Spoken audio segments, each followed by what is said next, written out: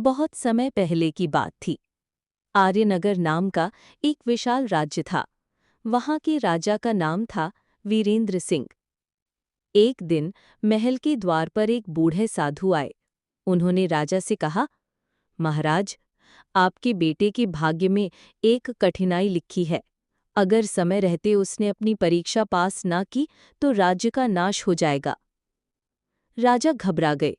उन्होंने पूछा, हे महात्मा, उपाय क्या है? साधु मुस्कुराए और बोले, राजकुमार को जादुई वन की यात्रा करनी होगी। वहां 3 बड़ी परीक्षाएं होंगी। राजकुमार आरव पहले तो डर गया, लेकिन पिता के प्रोत्साहन से निकल पड़ा।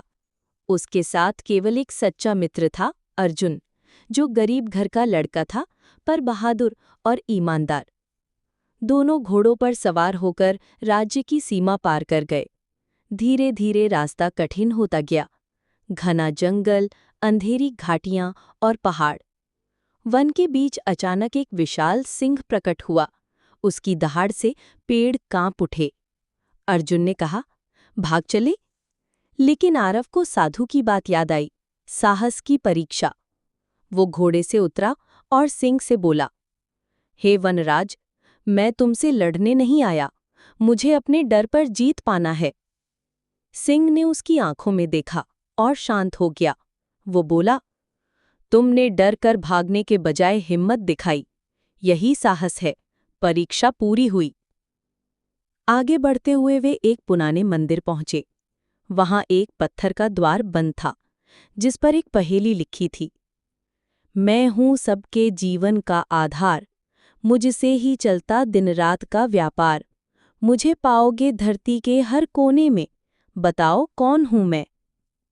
अर्जुन ने सोचा कि यह सोना होगा, लेकिन आरव ने गहराई से विचार किया और बोला, उत्तर है जल, यानी पानी। जैसे ही उसने उत्तर दिया, द्वार खुल गया और मार्ग साफ हो गया। यही थी उसकी बुद्धि की परीक्षा। कुछ दूरी पर उन्हें एक झील मिली। झील के किनारे एक घायल पक्षी पड़ा था। उसके पंख में तीर लगा था। अर्जुन ने कहा, हमें जल्दी करनी चाहिए, पक्षी को छोड़ दो। लेकिन आरव झील के किनारे बैठ गया, पक्षी का तीर निकाला, उसकी चोट पर कपड़ा बांधा और पानी पिलाया। तभी पक्षी चमकने लगा और एक देवदूत का रूप ले लिया। देवदूत बोला, राजकुमार, ये तुम्हारी अंतिम परीक्षा थी। जिसने दया दिखाई वही सच्चा राजा बन सकता है। तुम सफल हुए। राजकुमार आरव और अर्जुन महल लौटे। राजा वीरेंद्र ने जब ये सुना कि बेटे ने तीनों परीक्षाएं पार कर लीं, तो उनकी आंखें खुशी से भर आईं। अब आरव पहले जैसा लापरवाह नहीं रहा। उसने अपने मित्र अर्जुन को मंत्री बनाया और राज्य की सेवा में लग गया।